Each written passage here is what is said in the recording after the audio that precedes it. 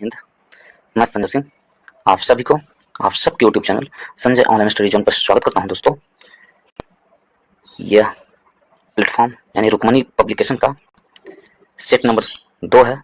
BSSC inter स्तरीय practice set है और इससे पहले इसका फर्स्ट सेट में करवा दिया हूं। दोस्तों, यूटेरिया बुक का भी पूरा बीएसएससी सेकंड इंटर स्तरीय का प्रैक्टिस बुक पूरा कंप्लीट कर दिया हूं। दोस्तों, उसमें 15 प्रैक्टिस सेट था जिसका प्लेलिस्ट इस वीडियो के डिस्क्रिप्शन बॉक्स में उसका लिंक मिल जाएगा।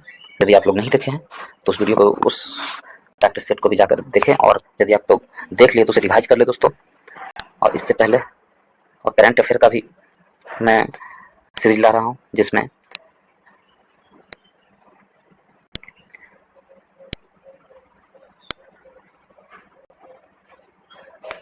वन लाइनर के फॉर्म में ला रहा हूं दोस्तों। और ये करंट अफेयर का 8 वीडियो अपलोड कर दिया हूं। यदि आप लोग नहीं देखे तो उसे भी देख लें और उसका लाभ उठाएं, करंट अफेयर को रिवाइज करें। और भारतीय इतिहास से संबंधित पूरी वीडियो अपलोड कर दिया हूं दोस्तों, चैप्टर वाइज। वो भी आपको प्लेलिस्ट के इस चैनल के प्लेलिस्ट में उपलब्ध मिल जाएगा। और भारतीय संविधान से भी पूरी वीडियो अपलोड है, उसे भी आप जाकर पढ़ सकते हैं। यदि आप लोग को अच्छा लगता है तो वीडियो को लाइक करें, दोस्तों को शेयर करें और चैनल को सब्सक्राइब करना भूलें। तो चलिए टेस्ट सीरीज नंबर 2 को हम लोग देखते हैं क्या क्या प्रश्न पूछे गए हैं इसमें। जीके के 75 प्रश्न मैं इसमें बताऊंगा आपको। चलिए दोस्तों, इसे हम देखते हैं। इसमें पहला है, फर्स्ट प्रश्न है, निम्नलिखित में से किसने 1858 में झांसी के किले की घेराबंदी की थी? तो 1858 में झांसी के किले की घेराबंदी किसने की थी? तो 4 ऑप्शन है। इसमें से ऑप्शन नंबर ए हीरोज था, जो 1858 में झांसी के किले की घेराबंदी की थी। हीरोज ने 1857 के विद्रोह में झांसी की रानी को पराजित किया था। और हीरोज ने रानी लक्ष्मीबाई को कहा था कि भारतीय विद्रोहियों में यही एकमात्र मर्द है। कौन कहा था? तो हीरोज ने कहा था रानी लक्ष्मीबाई को। और रानी लक्ष्मीबाई ग्वालियर में 1858 में वीर गति प्राप्त हुई थी। कैंपबेल है जो लखनऊ में घेराबंदी की थी। और कैंपबेल ने लखनऊ में 1857 के विद्रोह को दबाया था। और ए.ओ. ह्यूम ने 1885 में कांग्रेस की संस्थापक बनी थी। ए ह्यूम कौन थी? तो कांग्रेस के संस्थापक थी ए ह्यूम, या कांग्रेस की जन्मदाता मानी जाती है ए ह्यूम। और जनरल डायर के बारे में देखें तो जनरल डायर 1919 के जलियांवाला बाग हत्याकांड से संबंधित था। जनरल डायर 1919 के जलियांवाला बाग हत्याकांड से संबंधित है। तो इसका आंसर क्या होगा? हीरोज। किसने 1858 में झांसी के किले को घेराबंदी की थी? तो हीरोज ने 1858 में झांसी के किले की घेराबंदी की थी। ऑप्शन नंबर ए हमारा सही आंसर है। नेक्स्ट प्रश्न चलते हैं। हाल ही में किसने 2023 के UNHCR नॉन सेन शरणार्थी पुरस्कार जीता है? तो नॉन सेन शरणार्थी पुरस्कार UNHCR नॉन सेन शरणार्थी पुरस्कार किसने जीता है? 4 ऑप्शन है। इसमें से ऑप्शन नंबर सी अब्दुल्लाही मायर है जो UNHRC के नॉन सेन शरणार्थी पुरस्कार जीता है। ऑप्शन नंबर सी हमारा सही आंसर है। ये केन्या के भीड़ भाड़ वाले दादाब शरणार्थी शिविर में बच्चों के हाथों में 1 लाख किताबें देकर शिक्षा के अधिकार की वकालत करने के लिए अब्दुल्ला मायर को UNHCRC नाम से शरणार्थी पुरस्कार से सम्मानित किया गया है। ऑप्शन नंबर सी हमारा सही आंसर होगा। यदि आपसे पूछ ले संयुक्त राष्ट्र शरणार्थी उच्च आयोग संगठन को कब नोबेल पुरस्कार मिला है? तो इसको 1954 में और 1981 में नोबेल पुरस्कार दिया गया था। तो ऑप्शन नंबर सी हमारा सही आंसर है।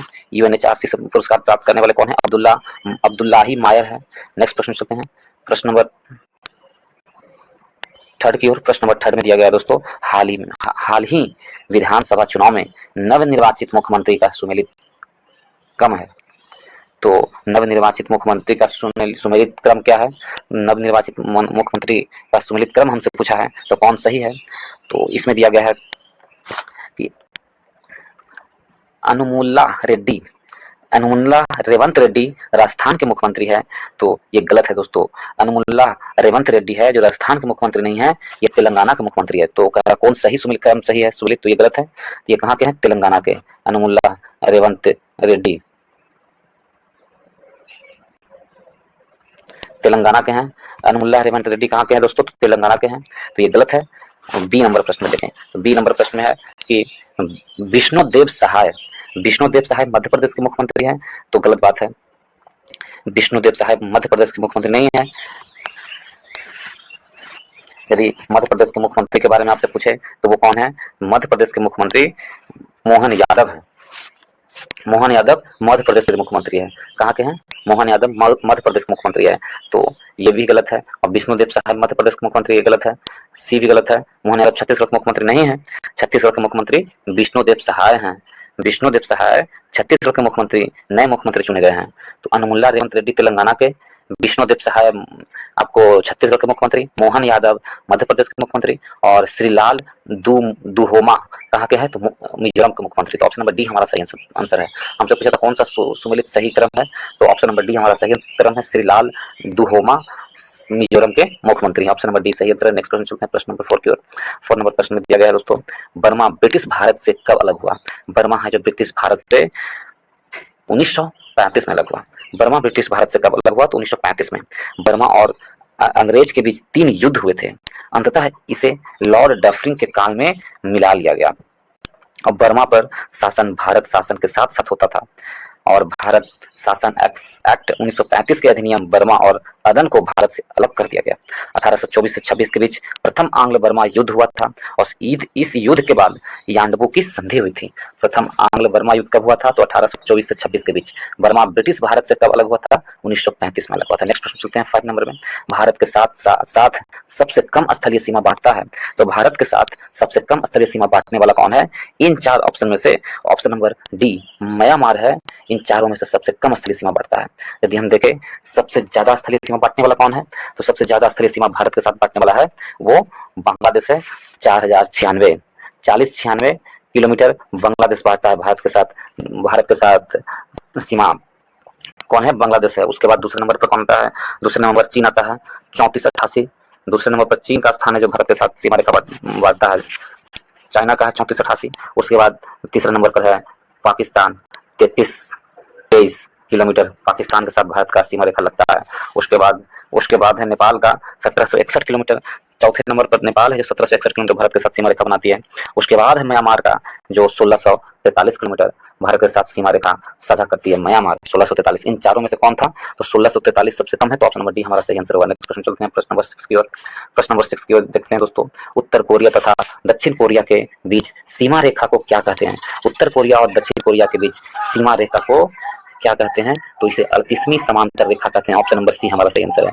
उत्तर कोरिया और दक्षिण कोरिया के सीमा रेखा को क्या 38वीं समांतर रेखा कहते हैं? ठीक है, ऑप्शन नंबर सी हमारा सही आंसर है। तो हम देखिए ऑप्शन नंबर ए को, रेड क्लिफ रेखा। तो रेड क्लिफ रेखा है, रेड क्लिफ रेखा भारत और पाकिस्तान के बीच स्थित है। 1947 में बनाया गया था रेड क्लिफ रेखा भारत और पाकिस्तान के बीच। तो रेड क्लिफ रेखा किससे संबंधित है? भारत और पाकिस्तान के बीच। तो हम 49वीं समांतर रेखा के बारे में देखें। 49वीं समांतर रेखा है जो यूएसए और कनाडा के बीच का सीमा रेखा बनाता है। 49वीं समांतर रेखा, 49वीं समांतर रेखा यूएसए और कनाडा के बीच।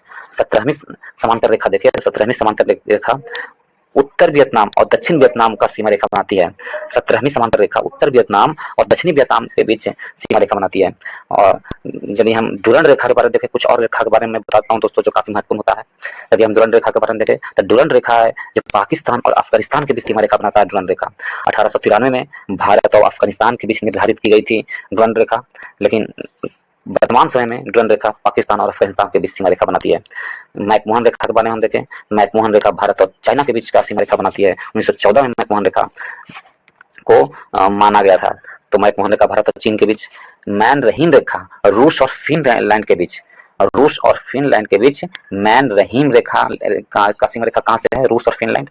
मैगी नॉट रेखा जर्मनी और फ्रांस के बीच मैगी नॉट। और हिंडनबर्ग रेखा है जो आपको जर्मनी और पोलैंड के बीच, हिंडनबर्ग रेखा जर्मनी और पोलैंड के बीच का सीमा रेखा है। तो इस प्रकार ऑप्शन नंबर सी हमारा सही आंसर है।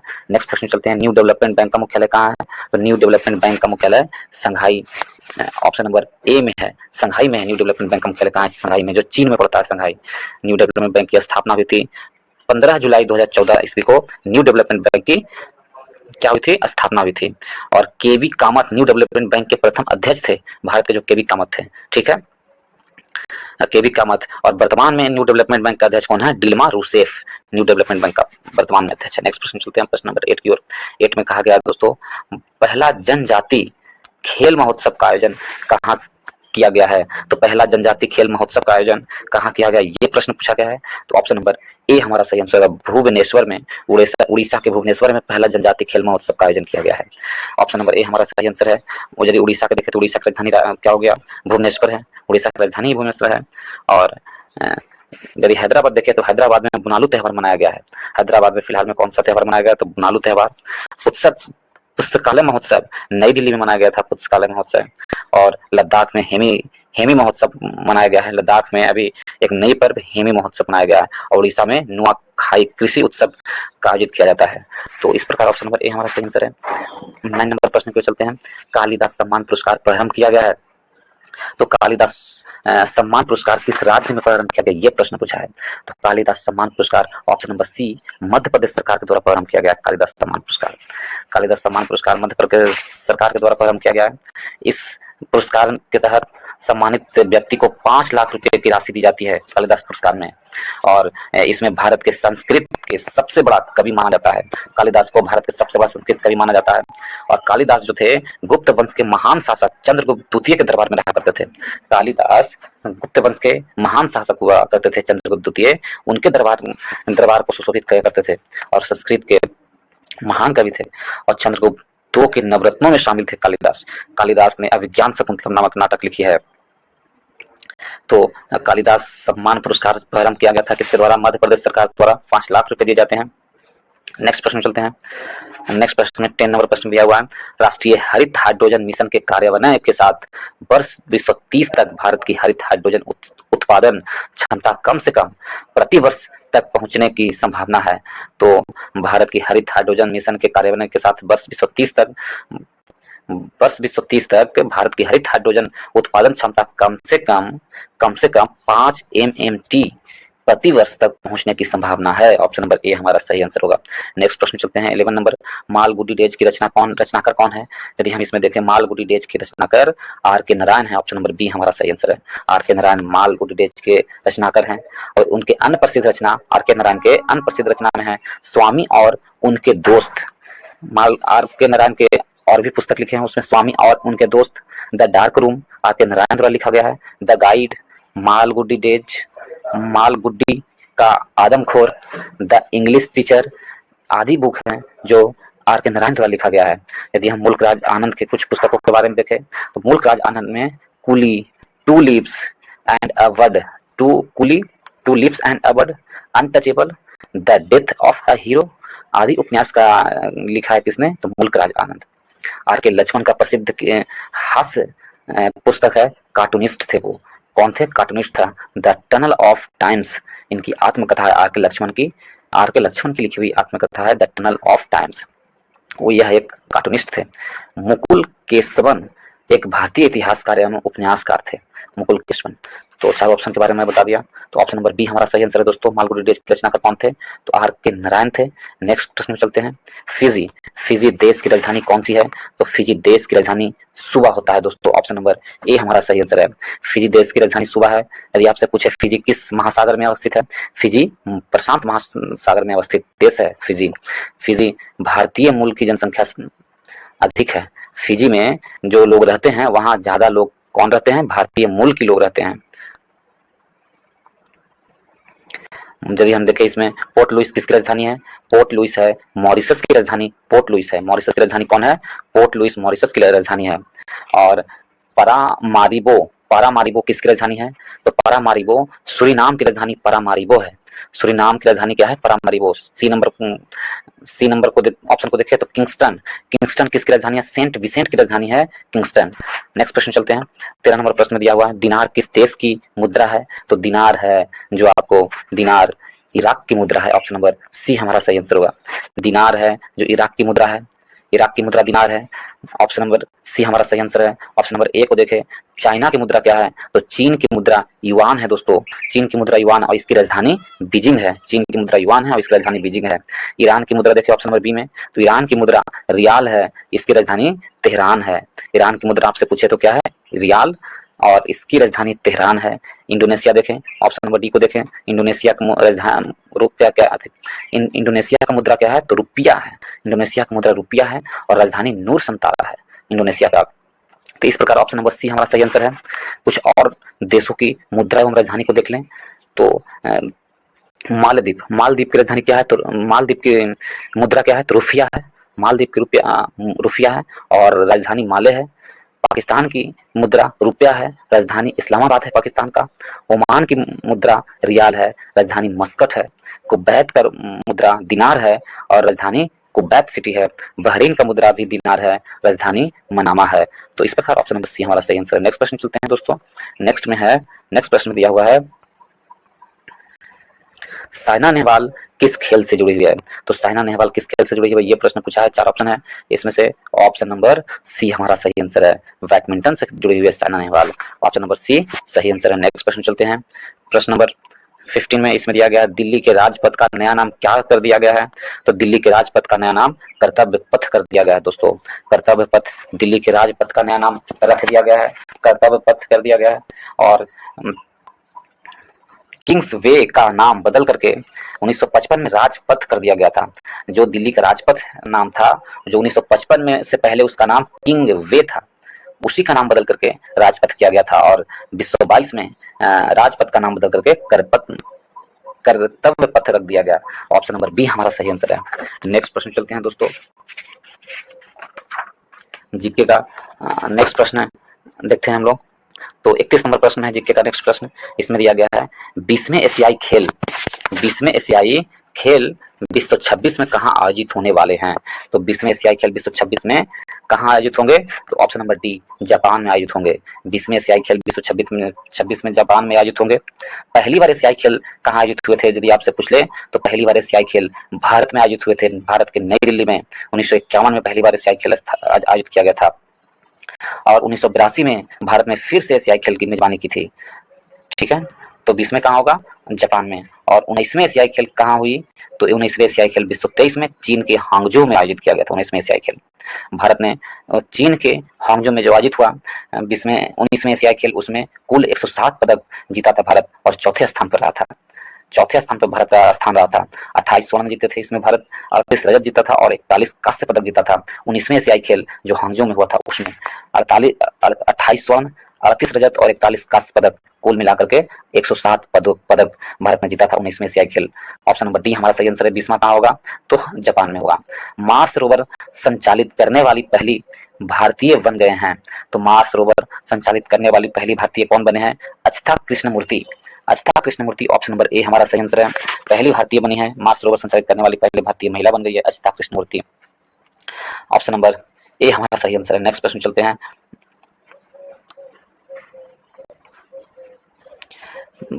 33 नंबर प्रश्न में इसमें दिया गया है भारत के 84वें ग्रैंड मास्टर कौन बने हैं। तो भारत के 84वें ग्रैंड मास्टर कौन है।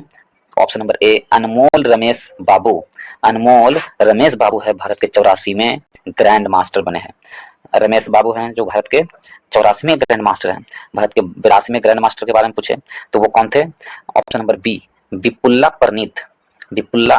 बुप्पल्ला परनीत हैं जो 82वें ग्रैंड मास्टर हैं भारत के। यदि ऑप्शन नंबर सी को देखें तो भारत के 83वें ग्रैंड मास्टर के रूप में बने हैं कौन, आदित्य एस सामंत भारत के 83वें ग्रैंड मास्टर हैं। और सन्यातन दास हैं जो भारत के 81वें ग्रैंड मास्टर है। तो 84 में कौन बने हैं, अनमोल रमेश बाबू। नेक्स्ट प्रश्न चलते हैं। 34 में भारतीय उपमहाद्वीप का 7वां सबसे पुराना विश्वविद्यालय पटना।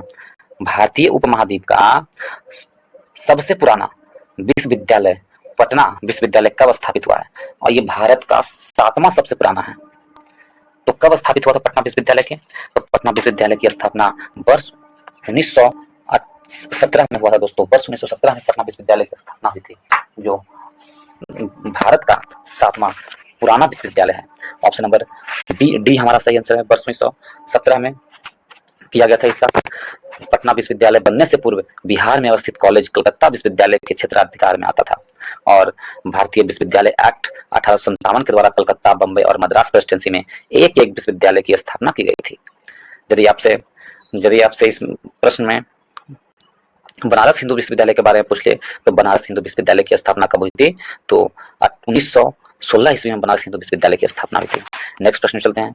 प्रश्न नंबर 35 में दिया गया है अंतर्राष्ट्रीय योग दिवस कब मनाया जाता है। तो अंतर्राष्ट्रीय योग दिवस 21 जून से मनाया जाता है दोस्तों। 21 जून को अंतर्राष्ट्रीय योग दिवस मनाया जाता है। ऑप्शन नंबर सी हमारा सही आंसर होगा। और अंतर्राष्ट्रीय योग दिवस 2015 से मनाना प्रारंभ किया गया है। अंतर्राष्ट्रीय योग दिवस कब से प्रारंभ किया गया है? 2015 से मनाना प्रारंभ किया गया है। तो ऑप्शन नंबर सी हमारा सही आंसर होगा। योग दर्शन किससे संबंधित है? तो पतंजलि से संबंधित है। योग दर्शन पतंजलि से संबंधित है। और अंतर्राष्ट्रीय योग दिवस जो 2023 में मनाया गया उसका थीम था वसुदेव कुटुम्बकम। ऑप्शन नंबर सी 21 जून को। नेक्स्ट प्रश्न चलते हैं। प्रश्न में कहा गया है जालियांवाला बाग कहाँ पर है? तो जालियांवाला बाग अमृतसर पंजाब में स्थित है दोस्तों। ऑप्शन नंबर सी सही आंसर होगा। अमृतसर पंजाब में स्थित है। और 13 अप्रैल 1919 को जनरल डायर ने जनसभा पर गोली चलाने का आदेश दिया, जिसमें से लगभग 1000 व्यक्ति मारे गए। सरकारी रिपोर्ट में 339 व्यक्ति के मरने की पुष्टि की गई है दोस्तों। और जलियांवाला बाग हत्याकांड के जांच के लिए हंटर आयोग लाया गया था या गठित किया गया था। कांग्रेस ने इस पर पंडित मदन मोहन मालवीय की अध्यक्षता में समिति बनाई थी जलियांवाला बाग हत्याकांड की जांच के लिए। तो ऑप्शन नंबर सी हमारा सही आंसर है। कुचिपुड़ी किस प्रदेश की लोक शास्त्रीय नृत्य है? कुचिपुड़ी आंध्र प्रदेश की शास्त्रीय नृत्य है दोस्तों। आंध्र प्रदेश की शास्त्रीय नृत्य कौन है? कुचिपुड़ी है। यदि हम देखें तमिलनाडु की शास्त्रीय नृत्य, तो तमिलनाडु का भरतनाट्यम है जो शास्त्रीय नृत्य है तमिलनाडु का। तमिलनाडु का शास्त्रीय नृत्य कौन है? भरतनाट्यम। ऑप्शन नंबर बी को देखिए केरल का शास्त्रीय नृत्य कौन है? तो केरल का कथकली एवं मोहिनीअट्टम केरल के शास्त्रीय नृत्य हैं। कथकली एवं मोहिनीअट्टम केरल का शास्त्रीय नृत्य कथकली एवं मोहिनीअट्टम है। और उड़ीसा के शास्त्रीय नृत्य कौन है? उड़ीसा के शास्त्रीय नृत्य है। मणिपुर के शास्त्रीय नृत्य मणिपुरी है। तो ऑप्शन नंबर सी कुचिपुड़ी कहाँ का है? तो कुचिपुड़ी आंध्र प्रदेश का शास्त्रीय नृत्य है। नेक्स्ट प्रश्न चलते हैं। प्रश्न नंबर 38 में दोस्तों 38 नंबर प्रश्न दिया गया है जल्लीकट्टू सांढों की लड़ाई किस राज्य से संबंधित है? जल्लीकट्टू है जो सांढों की लड़ाई है तमिलनाडु राज्य से संबंधित है। ऑप्शन नंबर डी हमारा सही आंसर है। जल्लीकट्टू है जो तमिलनाडु राज्य से संबंधित है। जल्लीकट्टू पर प्रतिबंध लगा दिया गया था उच्चतम न्यायालय द्वारा। और यह ओणम त्योहार यदि हम इसमें देखें केरल के बारे में, तो ओणम त्योहार कहाँ मनाया जाता है? केरल राज्य में मनाया जाता है। ओणम केरल में मनाया जाता है, जबकि पोंगल तमिलनाडु में मनाया जाता है। पोंगल त्योहार तमिलनाडु राज्य में मनाया जाता है। बिहू उत्सव असम में मनाया जाता है। असम में कौन सा उत्सव मनाया जाता है? तो बिहू उत्सव असम में। रथ यात्रा उड़ीसा में मनाया जाता है। नौका बिहार केरल का उत्सव है। और पतंग उत्सव गुजरात में मनाया जाता है। सांड युद्ध स्पेन का राष्ट्रीय खेल है। सांड युद्ध कहाँ का राष्ट्रीय खेल है? स्पेन का। नेक्स्ट प्रश्न चलते हैं 39 में। मानचित्र में समुद्र की समान गहराइयों को जोड़ने वाली रेखाओं का को कहते हैं। तो मानचित्र में समुद्र की गहराई के समान गहराई को जोड़ने वाले रेखाओं को क्या कहते हैं? आइसोबाथ कहते हैं। ऑप्शन नंबर सी हमारा सही आंसर है। आइसोबाथ कहा जाता है। आइसोबाथ। यदि हम देखें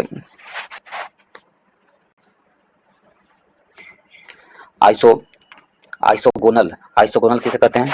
ऑप्शन नंबर बी को देखें आइसोगोनल। तो चुंबकीय झुकाव को समान दर्शाने वाली रेखा को आइसोगोनल कहते हैं। आइसोगोनल किसे कहते हैं? चुंबकीय झुकाव को समान दर्शाने वाली रेखा को। आइसोहेलाइन यदि हम देखें, आइसोहेलाइन होता है समुद्री जल में खारेपन की समान मात्रा प्रदर्शित करने के लिए। आइसोहेल जो है, आइसोहेल होता है किसके लिए? सूर्य ताप की समान अवधि वाले स्थानों को मिलाने के लिए आइसोहेल होता है। आइसोनेफ कहलाता है मेघाच्छादित के समान क्षेत्र में मिलाने वाली रेखा को कहा जाता है। और वर्षा की समान मात्रा वाले स्थान को क्या कहते हैं? तो उसे आइसोहाइट कहते हैं। नेक्स्ट प्रश्न चलते हैं 40 नंबर प्रश्न में दोस्तों। 40 नंबर प्रश्न है यह एक ठंडी और शुष्क वायु है। कौन है जो एक ठंडी और शुष्क वायु है? 4 ऑप्शन है इसमें से। ऑप्शन नंबर सी बोरा है जो एक ठंडी और शुष्क वायु है। ऑप्शन नंबर सी सही आंसर है। बोरा ठंडी और शुष्क वायु है।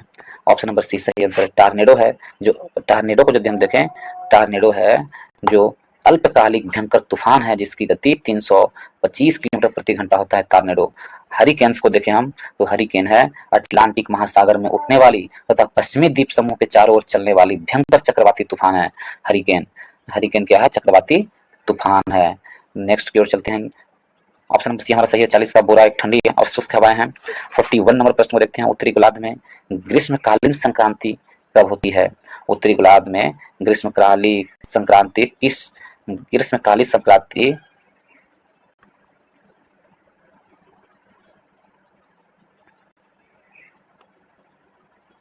ग्रीष्मकालीन संक्रांति के महीने में होती है? तो उत्तरी गोलार्ध में ग्रीष्मकालीन संक्रांति जून के माह में होती है। ऑप्शन नंबर ए हमारा सही आंसर है। किस महीने में? जून के महीने में। 21 जून को कर्क रेखा 23.5 डिग्री उत्तरी अक्षांश पर लंबवत चमकता है। 21 जून को लंबवत चमकता है, जिसे कर्क संक्रांति या ग्रीष्मकालीन संक्रांति कहा जाता है। 21 जून को सूरज का किरणों का आपतन कोण कर्क रेखा पर 90 डिग्री तथा भूमध्य रेखा पर 66.5 डिग्री बनाता है। तो कौन सा हुआ? तो ऑप्शन नंबर।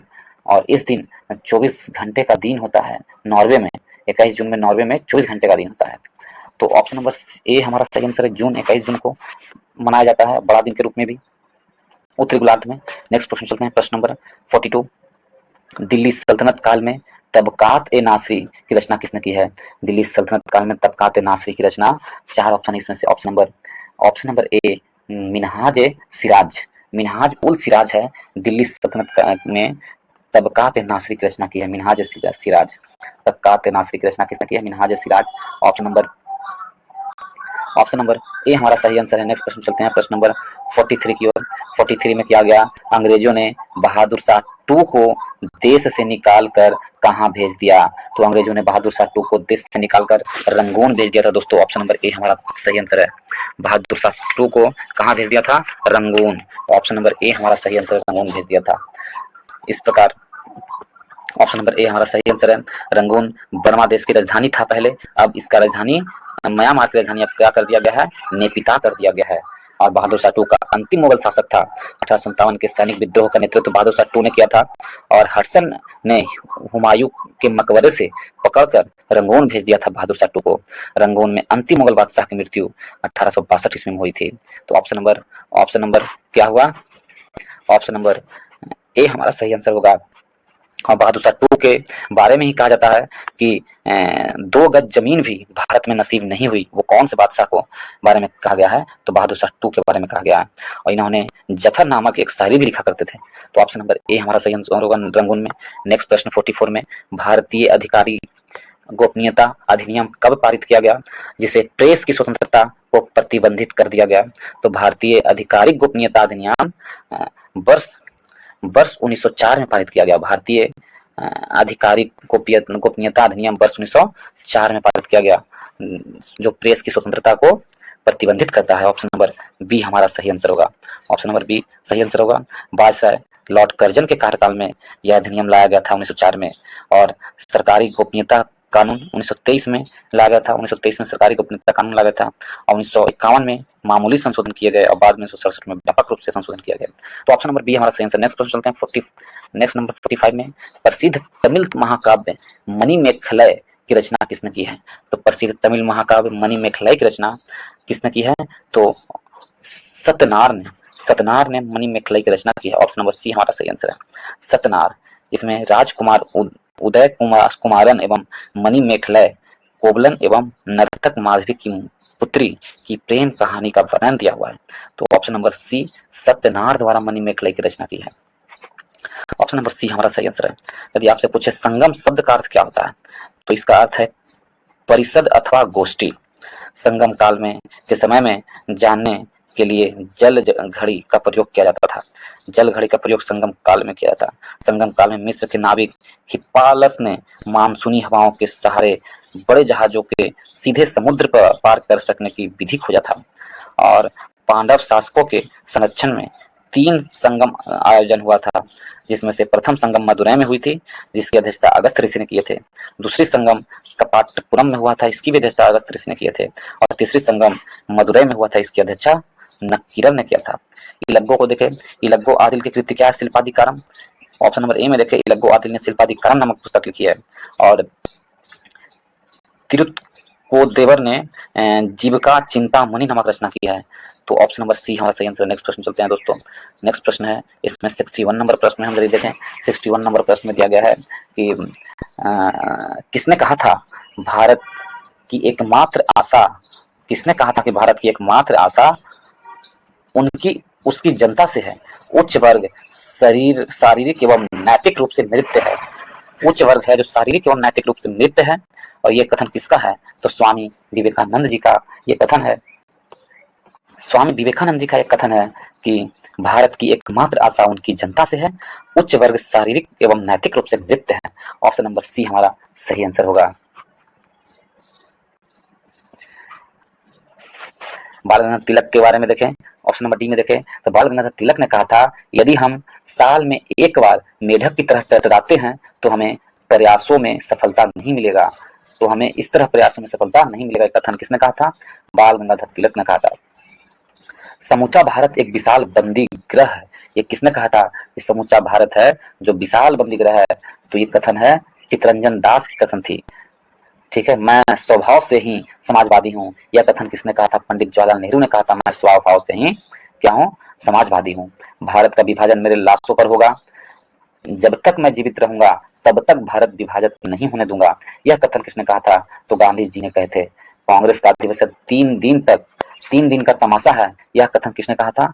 तो अश्विनी कुमार दत्त ने कहे थे कि कांग्रेस का अधिवेशन 3 दिन का तमाशा है। तो ऑप्शन नंबर डी हमारा सही आंसर होगा। ऑप्शन नंबर सी हमारा सही आंसर स्वामी विवेकानंद ने कहा था। सबसे अधिक प्याज उत्पादन करने वाला राज्य कौन है? तो सबसे अधिक प्याज उत्पादन करने वाला राज्य महाराष्ट्र है, महाराष्ट्र में सबसे अधिक होता है। नेक्स्ट प्रश्न चलते हैं, प्रश्न नंबर 63 में। प्रश्न नंबर 63 में हम देखें तो इसमें दिया हुआ निम्नलिखित में से कौन सी भारत सबसे बड़ी कृत्रिम ताजे पानी की झील है? भारत में सबसे बड़ी कृत्रिम ताजे पानी की झील कौन सी है? तो शिवाजी सागर झील सबसे बड़ी ताजे पानी की झील है। ऑप्शन नंबर बी हमारा सही आंसर में, ऑप्शन नंबर बी सही आंसर है। भारत की सबसे बड़े कृत्रिम झील पूछे आपको तो गोविंद सागर झील है भारत की सबसे बड़ी कृत्रिम झील। कौन है? गोविंद सागर झील है। और त्योंग लमाहू झील जहाँ भारत के सबसे अधिक ऊंचाई पर स्थित है, जो जम्मू कहाँ है? सिक्किम राज्य में स्थित है। लोनार झील महाराष्ट्र के बुल्ढाना जिले में स्थित है।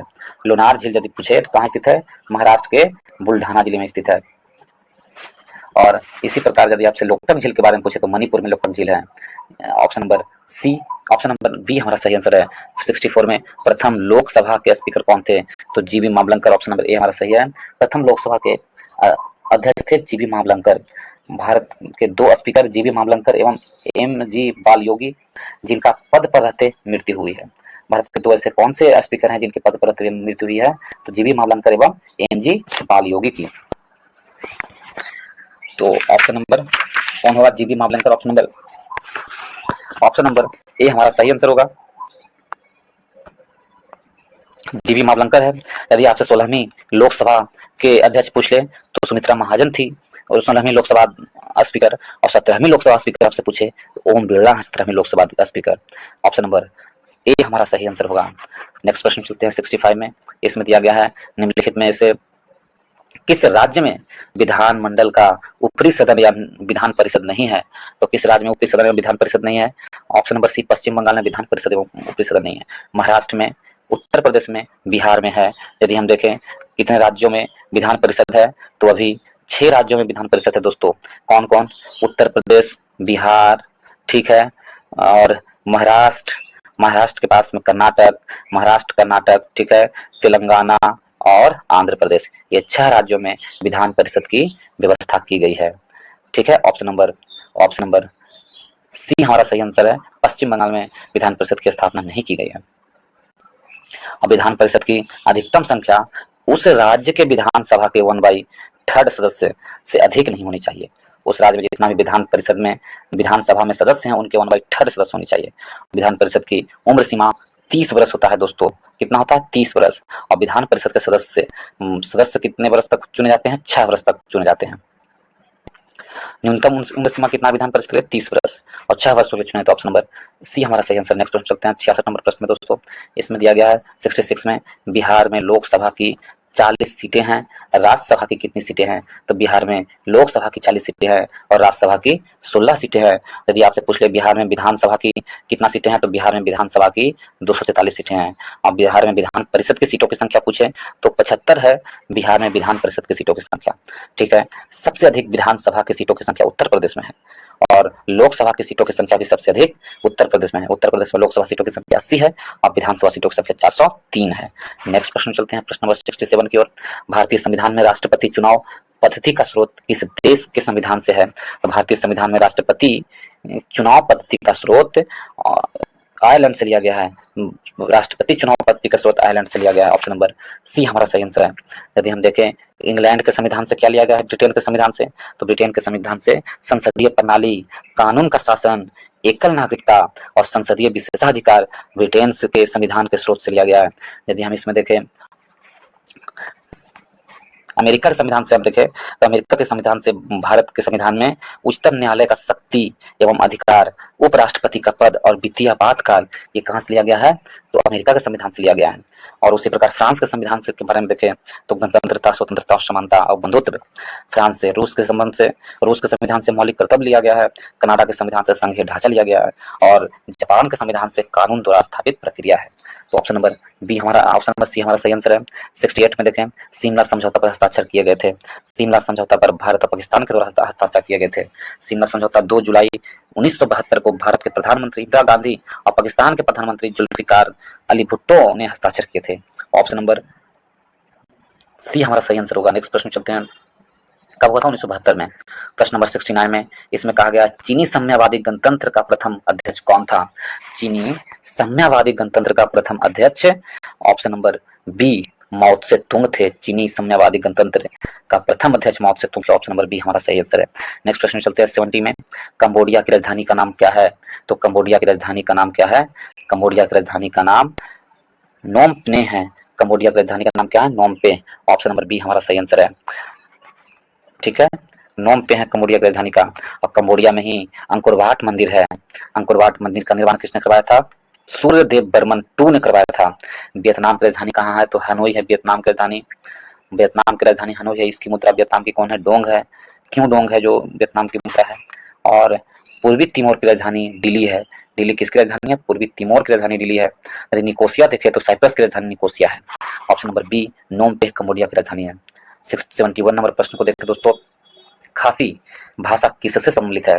तो खासी भाषा है दो जो ऑस्ट्रो एशियाटिक उपकुल की मन खेमर शाखा है। ऑप्शन नंबर बी हमारा सही आंसर है।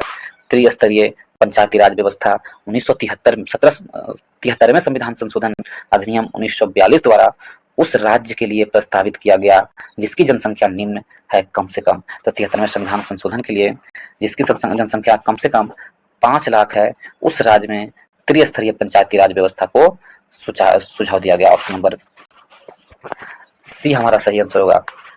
73वें संविधान संशोधन में 20 लाख हो, कम से कम 20 लाख से कम नहीं हो। कितना हो? 20 लाख। जहां 20 लाख हो वहां त्रिस्तरीय पंचायती राज व्यवस्था को लागू किया गया था। और 73वें संविधान संशोधन वर्ष 1992 में आया था और अनुच्छेद 243 के ख में यह उपबंध करता है कि प्रत्येक राज्य में ग्राम स्तर पर, मध्यवर्ती स्तर तथा जिला स्तर पर पंचायतों का गठन किया जाए जिसकी जनसंख्या 20 लाख से अधिक है। नेक्स्ट प्रश्न चलते हैं 73 नंबर प्रश्न में। इसमें दिया गया है दोस्तों 73 नंबर प्रश्न में दिया गया है कि पंचायती राज संस्थाओं में महिलाओं के लिए आरक्षित स्थान निम्नलिखित में से कौन सा कथन सही है? तो महिलाओं के लिए कौन सा कथन सही है? ये है प्रश्न दिया हुआ 73 में। तो इसमें है तो इसका प्रावधान संविधान के अनुच्छेद 243 के डी के 3 में किया गया है। तो डी के 3 में किया गया है। ये ऑप्शन नंबर 1 सही है। कथन 1 सही है। ठीक है, यह आरक्षण अनुच्छेद 334 में विनिष्ट अवधि की समाप्ति से प्रभावित नहीं रहेगा। तो ये गलत है दोस्तों, 2 गलत है। कथन केवल और केवल कथन 1 सही है। हमसे पूछा कौन सही है? तो ऑप्शन नंबर ए हमारा सही आंसर होगा। यदि और हम देखें तो ये जो है पंचायती राज व्यवस्था संविधान के भाग 9 के तहत अनुच्छेद 243 के डी में अर्थात अनुच्छेद 243 के घ के अंतर्गत पंचायती राज संस्थाओं में महिलाओं के लिए स्थान आरक्षित किया गया है। नेक्स्ट प्रश्न चलते हैं। प्रश्न नंबर 74 की ओर। 74 में कहा गया है मैचिंग करने के लिए दिया गया है दोस्तों 74 में। इसे हम लोग मैच करेंगे। एक तो बिहार सरकार की प्रमुख योजना है और उसमें प्राप्त राशि के बारे में दिया गया है। बिहार सरकार की कुछ योजनाओं में कितनी राशि प्राप्त होते हैं उसके बारे में दिया गया है। तो इसमें है कि बिहार शताब्दी कुष्ठ कल्याण योजना के तहत कितना? तो 2500 रुपया दिया जाता है। 2500 रुपया दिया जाता है कुष्ठ कल्याण योजना के तहत। तो ये गलत है। हमसे पूछा कौन सुमेलित सही है? तो कुष्ठ कल्याण योजना के तहत 2500 रुपया नहीं दिया जाता है। ये गलत है दोस्तों। यदि और देखें कबीर अंत्येष्टि अनुदान है जो कितना दिया जाता है? कबीर अंत्येष्टि अनुदान भारत में 3000 दिया जाता है, ना कि 3500। ये गलत है। 3000 दिया जाता है कबीर अंत्येष्टि अनुदान, 3500 नहीं। ये भी गलत है। मुख्यमंत्री परिवार लाभ योजना 25,000 रुपया दिया जाता है, सो गलत है। मुख्यमंत्री परिवार लाभ योजना है जो 20,000 रुपया देता है, ना कि 25,000 रुपया, तो ये भी गलत है। बिहार शताब्दी एड्स कल्याण 1500 रुपया देता है, तो ये सही ऑप्शन नंबर डी हमारा सही आंसर होगा। ऑप्शन नंबर डी सही आंसर है। और नेक्स्ट प्रश्न चलते हैं, प्रश्न नंबर 75 में, निम्नलिखित में से कौन भारत में सतत विकास लक्ष्यों के क्रियान्वयन के लिए एक नोडल संस्था है? सतत विकास लक्ष्यों के क्रियान्वयन के लिए एक नोडल संस्था कौन है भारत में? नीति आयोग है। ऑप्शन नंबर सी हमारा सही आंसर है। नीति आयोग के बारे में देखें तो इसका गठन 1 जनवरी 2015 को हुआ था दोस्तों। नीति आयोग का इसका फुल फॉर्म होता है नीति आयोग का national institution for transforming India, अर्थात राष्ट्रीय भारत परिवर्तन संस्थान होता है इसका फुल फॉर्म। योजना आयोग की स्थापना 15 मार्च 1950 को की गई थी, उसी के स्थान पर नीति आयोग की स्थापना की गई है। और प्रथम वित्त आयोग का गठन 1951 में किया गया था। नेक्स्ट प्रश्न, प्रथम वित्त आयोग कब आया था? 1951 में। नेक्स्ट प्रश्न जो चलते हैं, ऑप्शन नंबर सी हमारा सही आंसर है। नेक्स्ट प्रश्न चलते हैं, प्रश्न नंबर 91 में दोस्तों। 91 नंबर प्रश्न कहा जा रहा है, किस पंचवर्षीय योजना के अंतर्गत समाज के समाजवादी ढांचे की स्थापना का संकल्प लिया गया है? किस पंचवर्षीय योजना के तहत लिया गया है समाज के समाजवादी ढांचे का संकल्प? तो 4 ऑप्शन है इसमें से। द्वितीय पंचवर्षीय योजना में समाज के समाजवादी ढांचे की योजना का संकल्प लिया गया है। द्वितीय पंचवर्षीय योजना ऑप्शन नंबर बी हमारा सही आंसर है। द्वितीय पंचवर्षीय योजना 1 अप्रैल 1956 से लेकर के 31 मार्च 1961 तक चला था और यह पीसी महालनोबिस के मॉडल पर आधारित था। इसका मूलभूत उद्देश्य था देश में औद्योगिक प्रक्रिया प्रारंभ करना और वर्ष 1956 में घोषित औद्योगिक नीति में सामाजिक ढंग से समाज की स्थापना को स्वीकार किया गया था। नेक्स्ट प्रश्न 92 में कहा जा रहा, भारत के संविधान की 7वीं अनुसूची में संघ सूची में निम्नलिखित में से कौन सा विषय सूचीबद्ध नहीं है? तो संघ सूची में कौन सा सूचीबद्ध नहीं किया गया, ये प्रश्न है। तो सार्वजनिक स्वास्थ्य एवं स्वच्छता संघ सूची से संबंधित नहीं है। संघ सूची में सार्वजनिक स्वास्थ्य एवं स्वच्छता है जो संघ सूची से संबंधित नहीं है। ऑप्शन नंबर बी हमारा सही आंसर होगा। यह राज्य सूची से संबंधित है दोस्तों। यह जो है सार्वजनिक स्वास्थ्य एवं स्वच्छता राज्य सूची से संबंधित है, ना कि संघ सूची से। रेल, बीमा निगम और कर संघ सूची से संबंधित है। रेल है, बीमा है और निगम कर है, सब संघ सूची से संबंधित है। नेक्स्ट प्रश्न चलते हैं 92 नंबर प्रश्न में, ग्राम पंचायत कौन सा कर नहीं लगा सकता है? तो ग्राम पंचायत है जो कृषि कर नहीं लगा सकता है। ऑप्शन नंबर ए हमारा सही आंसर है। नेक्स्ट क्वेश्चन चलते हैं 94 में। 94 में कहा गया है कि घरेलू शेयर बाजार में बीएसई के शेयर सूचकांक का सेंसेक्स कहा जाता है, तो नेशनल स्टॉक एक्सचेंज के सूचकांक को क्या कहा जाता है? तो नेशनल स्टॉक एक्सचेंज के सूचकांक को क्या कहते हैं? निफ्टी कहते हैं। नेशनल सूचकांक को क्या कहते हैं? निफ्टी। ऑप्शन नंबर बी हमारा सही आंसर होगा, निफ्टी। बीएसई का मतलब क्या होता है? बॉम्बे स्टॉक एक्सचेंज एशिया का पहली स्टॉक एक्सचेंज है। इसकी स्थापना 1875 में हुआ था, बॉम्बे स्टॉक एक्सचेंज। एनएसई का नेशनल स्टॉक एक्सचेंज मुंबई में स्थित है। इसकी स्थापना 1992 में फिरवानी समिति की रिपोर्ट पर की गई थी। नेशनल स्टॉक एक्सचेंज निफ्टी 50 प्रमुख भारतीय उद्योग का स्टॉक इंडेक्स है। ऑप्शन नंबर बी हमारा सही आंसर होगा। नेक्स्ट प्रश्न चलते हैं, प्रश्न नंबर 95 में। 95 नंबर प्रश्न में दिया गया है दोस्तों। इसमें दिया गया है 95 में निम्नलिखित में से किस समिति की संस्तुति के आधार पर गरीबी रेखा का आकलन किया जाता है? तो गरीबी रेखा का आकलन किस संस्तुति के आधार पर किया जाता है? तो ऑप्शन नंबर बी लक्कड़वाला समिति के आधार पर गरीबी रेखा का आकलन किया जाता है। और लक्कड़वाला समिति यदि आपसे पूछे कब आया था, तो लक्कड़वाला समिति 1989 में आया था दोस्तों। लक्कड़वाला समिति कब आया था? 1989 में लक्कड़वाला समिति आया था। और गरीबी रेखा के लिए और भी समिति आए थे। सबसे अलग समिति आए थे 1977 में, तेंदुलकर समिति आए थे 2005 में और रंगराजन समिति आया था 2012 में। तो लक्कड़वाला समिति के संस्तुति के आधार पर भारत में गरीबी रेखा का आकलन किया गया है। ऑप्शन नंबर बी हमारा सही आंसर। नेक्स्ट प्रश्न चलते हैं, CaCO3 को से क्या बनता है? CaO plus CO2। उपरोक्त अभिक्रिया को समयावस्था का बंद पात्र में करवाने पर CaCO3 को डालने पर CO2 की साम्य सांद्रता पर क्या परिवर्तन होगा? CO2 की साम्य सांद्रता पर क्या परिवर्तन होगा? तो कोई परिवर्तन नहीं होगा। ऑप्शन नंबर सी हमारा सही आंसर है। नेक्स्ट प्रश्न चलते हैं, प्रश्न नंबर 97 में, किसी उत्तल लेंस को के अनुसार आपतित प्रकाश की किरण के लिए आरेख में कौन सा सही है? आपतित प्रकाश किरण के लिए आरेख में कौन सा सही है? तो इसमें ऑप्शन नंबर ए सही है। कौन है? ऑप्शन नंबर ए आपतित प्रकाश किरण का कौन है? तो ऑप्शन नंबर ए सही है। इस प्रकार ऑप्शन नंबर 1 चित्र ए सही है। नेक्स्ट प्रश्न चलते हैं, यदि कुछ और देखिए उत्तल दर्पण के लिए, उत्तल लेंस के बारे में, जब कोई प्रकाश किरण किसी उत्तल लेंस से फोकस से गुजरती है तो निर्गत प्रकाश की किरण मुख्य अक्ष से समानांतर गुजरती है। इस प्रकार चित्र ए को दर्शाता है। उत्तल लेंस की फोकस धुरी धनात्मक होती है। क्या होती है? धनात्मक होती है। और लेंस की शक्ति को डायोप्टर के रूप में माना जाता है। नेक्स्ट प्रश्न में चलते हैं 98 में। इसमें कहा गया है अल्बर्ट आइंस्टीन एक प्रसिद्ध भौतिक शास्त्र थे। स्वीडिश, जर्मनी और स्वीडिश भौतिक शास्त्र एवं गणितज्ञ थे अल्बर्ट आइंस्टीन। आइंस्टीन को 1921 में प्रकाश विद्युत प्रभाव के लिए नोबेल पुरस्कार दिया गया था। 1993 में नाजियों ने आइंस्टीन को जर्मनी से निष्कासित कर दिया था। तब उन्होंने अमेरिका में शरण लिया था। प्रकाश का विद्युत प्रभाव के लिए उन्हें नोबेल पुरस्कार दिया गया था आइंस्टीन को। तो ऑप्शन नंबर कहाँ क्या थे? तो एक भौतिक शास्त्र थे आइंस्टीन। ऑप्शन नंबर सी हमारा सही आंसर है। नेक्स्ट प्रश्न चलते हैं प्रश्न नंबर 99 में। गंगा नदी में बीओडी सर्वाधिक मात्रा में पाई जाती है। तो गंगा नदी में बीओडी सर्वाधिक मात्रा में कहाँ पर पाई जाती है? तो गंगा नदी में बीओडी सर्वाधिक मात्रा में पटना एवं उलुवेरिया के मध्य पाई जाती है। पटना से उलुवेरिया के मध्य। बीओडी का फुल फॉर्म होता है biochemical oxygen demand. Option number D हमारा सही आंसर है। नेक्स्ट प्रश्न चलते हैं प्रश्न नंबर 100 में। इसमें कहा गया निम्नलिखित में से कौन सा कथन सही नहीं है? कथन कौन सा सही नहीं है? 4 ऑप्शन है इसमें से। ऑप्शन नंबर सी सही नहीं है। रुधिर वर्ग का निर्धारण व्यक्ति के रुधिर में विद्यमान प्रतिरक्षियों के आधार पर किया जाता है। ये गलत है दोस्तों, ये गलत है। रुधिर समूह रुधिर के उपस्थित प्रतिपिंड यानी एंटीबॉडी के आधार पर किया जाता है, ना कि प्रतिरक्षियों के, ना कि एंटीजन के आधार पर किया जाता है। किसके आधार पर? एंटीबॉडी के रूप में। रुधिर वर्ग के बारे में सर्वप्रथम कार्ल लैंडस्टीनर ने बताया था। कार्ल लैंडस्टीनर ने रुधिर वर्ग के बारे में बताया था। प्रमुख 4 रुधिर है ए, बी, ए बी एवं ओ। ए बी रक्त वर्ग में एंटीबॉडी नहीं पाया जाता है। एडी में एंटीबॉडी नहीं पाया जाता है।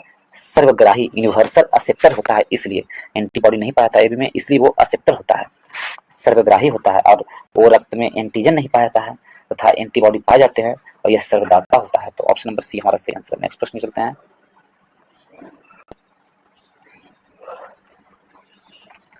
101 नंबर प्रश्न में दिया हुआ दोस्तों। इसमें प्रकाश छोटे छोटे कणों से मिलकर बना है जिसे कहते हैं, प्रकाश छोटे छोटे कणों से मिलकर बना है जिसे क्या कहते हैं? कणिका कहते हैं। ऑप्शन नंबर सी सही आंसर होगा। नेक्स्ट प्रश्न चलते हैं 102 में। टॉर्चों, सर्च लाइटों तथा वाहनों की हेडलाइट में बल्ब कहाँ लगाई जाती है? टॉर्चों और कहाँ लगाई जाती है वाहनों में हेडलाइट? 4 ऑप्शन है इसमें से। ऑप्शन नंबर कौन सा सही होगा? प्रवर्तक के फोकस के अत्यधिक निकट लगाई जाती है। ऑप्शन नंबर बी हमारा सही आंसर हुआ। टॉर्च, सर्च लाइट और वाहनों की हेडलाइट में बल्ब प्रवर्तक के फोकस के अधिक निकट, अत्यंत निकट लगाई जाती है। ऑप्शन नंबर बी हमारा सही आंसर है। नेक्स्ट प्रश्न चलते हैं प्रश्न नंबर 103 की ओर। ग्लिसरॉल का यूपीएसी नाम क्या है? तो ग्लिसरॉल का यूपीएसी नाम है, आईयूपीएसी नाम है क्या? तो प्रोपेन 1,2,3 ट्राइऑल। प्रोपेन 1,2,3 ट्राइऑल है। नेक्स्ट प्रश्न चलते हैं 104 में। प्रत्येक एएलयू एक समय में कितने बिट डाटा को डेडिकेट कितने डाटा को डिकोड कर सकता है? तो कितने डाटा को डिकोड कर सकता है एक बार में एएलयू? 4 ऑप्शन है इसमें दोस्तों। एएलयू है कितने डाटा को डिकोड कर सकता है? तो इसमें से option number B 32 bits data को एक बार में डिकोड कर सकता है। एएलयू अरिथमेटिक यूनिट्स होता है और एएलयू होता है लॉजिक्स यूनिट। नेक्स्ट प्रश्न चलते हैं प्रश्न नंबर 105 की ओर। इसमें कहा गया है ऑस्ट्रेलियाई वैज्ञानिक क्रिश्चियन डॉपलर द्वारा डॉपलर प्रवाह की खोज किस वर्ष में की गई थी, जो एक पर्यवेक्षक के संदर्भ में एक गतिमान स्रोत द्वारा उत्पन्न किसी भी प्रकार की ध्वनि या प्रकाश तरंग की आवृत्ति में परिवर्तन का वर्णन करता है? तो कब की गई थी डॉपलर प्रवाह की खोज? डॉपलर प्रवाह की खोज वर्ष 1842 में की गई थी। ऑप्शन नंबर ए हमारा सही आंसर होगा। नेक्स्ट प्रश्न चलते हैं दोस्तों प्रश्न नंबर 120 की ओर।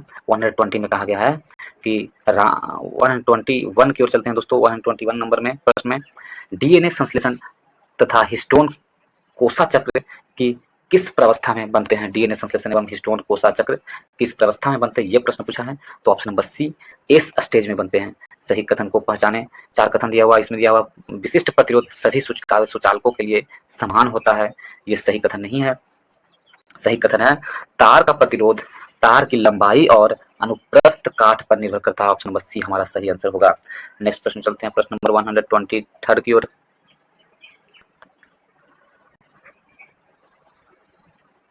23 में कहा गया दोस्तों, मैच करना है, मिलान सही है कि नहीं है। मीथेन, मीथेन का सूत्र क्या होता है? तो मीथेन का सूत्र होता है CH4, मीथेन का सूत्र है, ये सही है, CH4 मीथेन का सूत्र हो गया। एथेन का सूत्र होता है C2H6, एथेन का सूत्र C2H6 होता है। मीथेन, एथेन और ब्यूटेन, प्रोपेन, तो ब्यूटेन का सूत्र क्या होता है? H2, ब्यूटेन का सूत्र होता है क्या?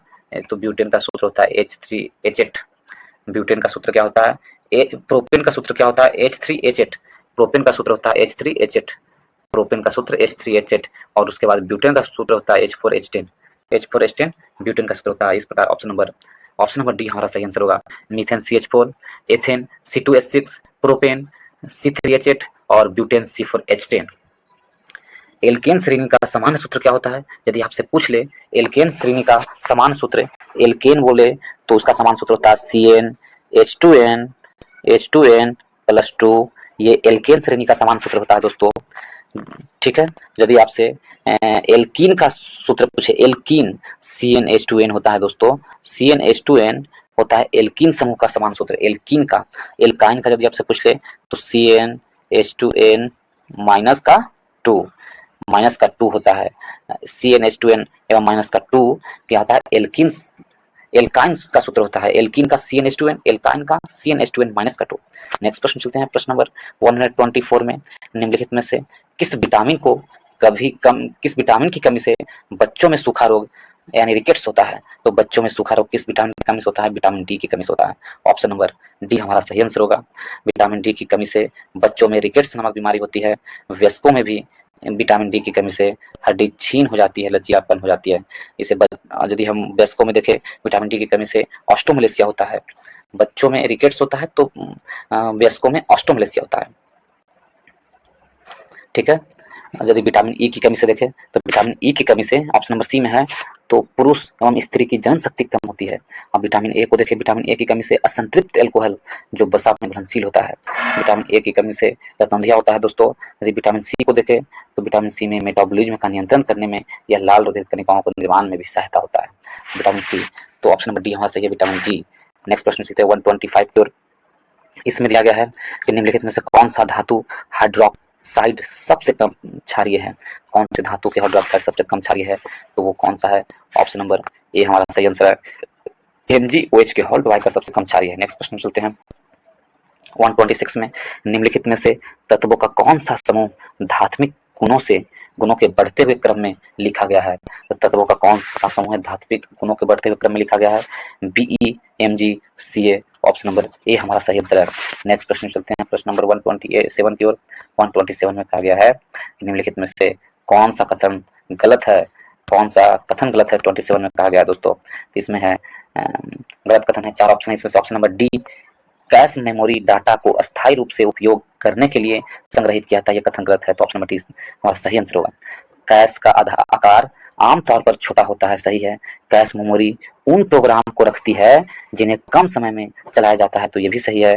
कैश मेमोरी मुख्य मेमोरी से तेज होती है, ये भी सही है। ऑप्शन नंबर डी मेरा गलत आंसर है। नेक्स्ट प्रश्न चलते हैं प्रश्न नंबर 128 की ओर। पहला मानव निर्मित संश्लेषित रेशा कौन है? तो पहला मानव निर्मित संश्लेषित रेशा नायलॉन है। ऑप्शन नंबर बी हमारा सही आंसर है, नायलॉन। नायलॉन पहला व्यावसायिक रूप से सफल संश्लेषित बहुलक है। बेकेलाइट सबसे पहला पूरी तरह से बनाया गया कृत्रिम बहुलक है। कृत्रिम बहुलक कौन है? बेकेलाइट।